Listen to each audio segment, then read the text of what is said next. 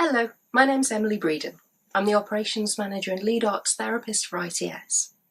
Today, as part of our videos on therapy approaches, I'd like to talk to you about puppets and mask work. This will be a two-part set of videos, the first being puppets today and the mask work we'll be looking at next month. Puppets are a really nice tool to use in therapy. They can be used for drama therapy and they can be used within play therapy. They can be used within a one-to-one session and they can also be used for group work. I've got a friend with me today to help me with our video. And say hello. Puppets can be used in many different ways in therapy. Do you think you can help me try and work out which ways they can be used? Okay. Conversation. Anything else?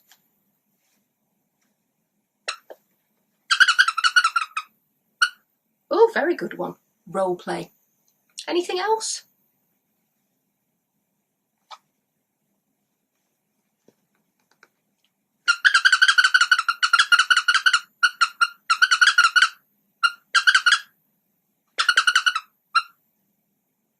And symbolic play. Puppets can act as a mirror to the therapy, or they can act as a witness to the therapy itself. Although this little fella has got a voice, not all puppets do have a voice, and so therefore some of the silent ones can be really quite useful if we're working with individuals who are non-verbal. Earlier on in the video we looked at what kind of puppets we can use within therapy, and as you can see here as ITS we've got quite long sock-based puppets which have got a squeak in them. Not all puppets will have a voice or even a squeak, and for a lot of clients that can be really quite helpful, as they don't always want that puppet to have a voice. The versatility of puppets means that the client can have the puppet with a voice, without a voice, and chop and change that as we go within therapy. Although we were looking at pre-bought puppets, you can also make your own puppets. And for a therapy project, that can be a really nice idea, as you can work with the therapist to make that puppet from scratch, designing it exactly as you wish to go, and you can change it again as you go along. You can make, for instance, a sock puppet, or a glove puppet, or finger puppets, or if you're feeling particularly adventurous, you might want to make a marionette puppet. Regardless of the puppet that you choose to make, that puppet can take on whatever personality, characteristics, or story that the client chooses to impress upon the puppet. Looking at story, we can look at how the puppet can work within a story frame. Puppets can take on any story that we want to work with them. We can look at social stories, or we can look at fairy stories such as Cinderella. We can even look at our own stories, so they can be ones that we've built ourselves that aren't really with that much element of truth, or we can look at some that are a little bit deeper and do have a very strong meaning to us. Regardless of the story, it will resonate with us on some level, which is why we're incorporating it into the therapy in the first place. That puppet can take on whatever role we want them to, and they can explore what comes up in that story. They can look at the hurdles that are coming up, and they can help you to look at what kind of strategies you can put in place to overcome those hurdles, and maybe then implement those strategies in everyday life. So far we've talked about therapy pretty much on a one-to-one basis with puppets. However, we can also work with them with groups, and these can be larger groups or very small groups. What we can do is either look to bring that group down so that we're working in pairs or very small groups with the puppets, or we can look at working with the whole group with puppets. As you can imagine, this means we've got a lot of range to work with.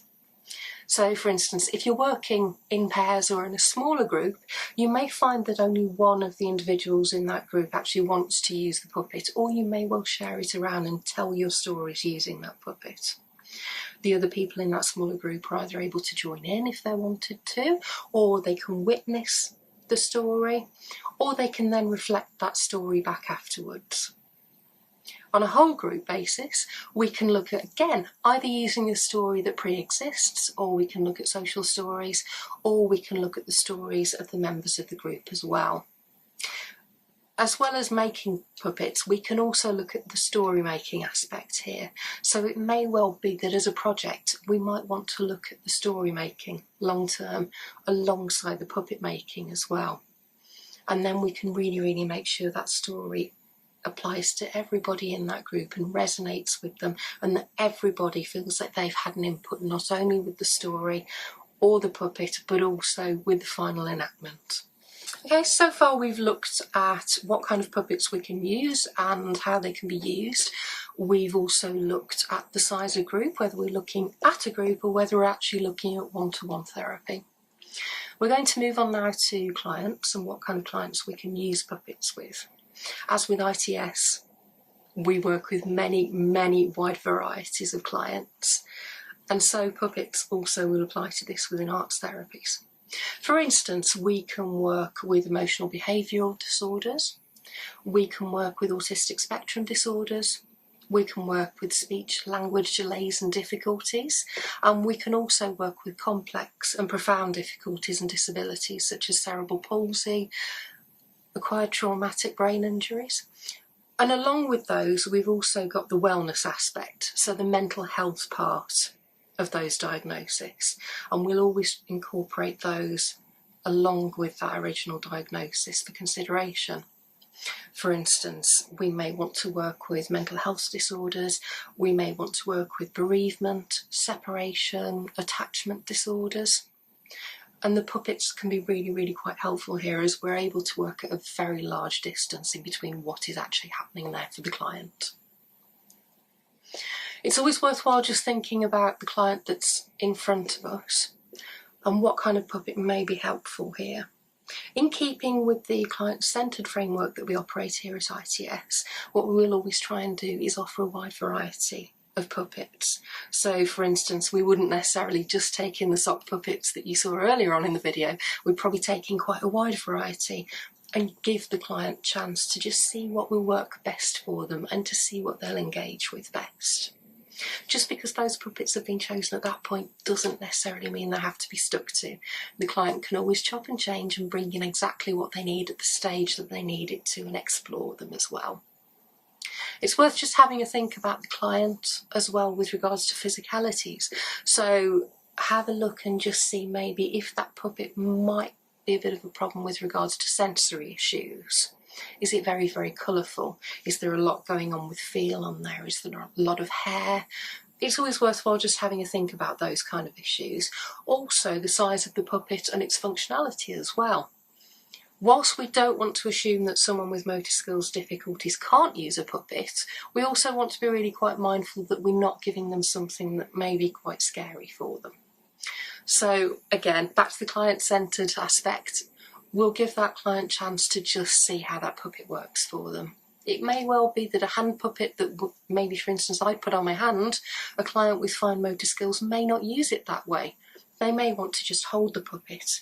They may want to talk to the puppet. That puppet is still playing a role and it is still playing a character for that individual, even if it's not actually performing the functionality you would have expected. With that in mind, it is important for us as therapists to remember that the puppet or the toy that the child is using, or the individual and adult are using, it's not necessarily what we're seeing in front of us. So for instance, if we have a teddy bear, this teddy bear to me, it looks pretty much like a teddy bear. However, to the client, it may not be a teddy bear. This teddy might represent something such as a parent or a friend, or it may actually represent a situation that they're experiencing. So for instance, it may represent bullying for them, and it means that we've got something tangible and something physical there for the client to actually work with at a safe distance. Puppets are absolutely brilliant for this kind of work, because again, we can put anything onto that puppet. The puppet's not going to tell us they don't want to do it. And so we can work with that puppet and we can put personalities, we can put problems on it. We can sometimes put things that are going to be really difficult to work with onto that puppet, and that puppet will work with that. And we can then work with that at a really safe distance with the client. Puppets are really good for bringing out lots and lots of positive aspects for the client. Puppets can emphasise the imagination, they can emphasise emotions, they can help to work with problem-solving skills and language as well, confidence, self-esteem.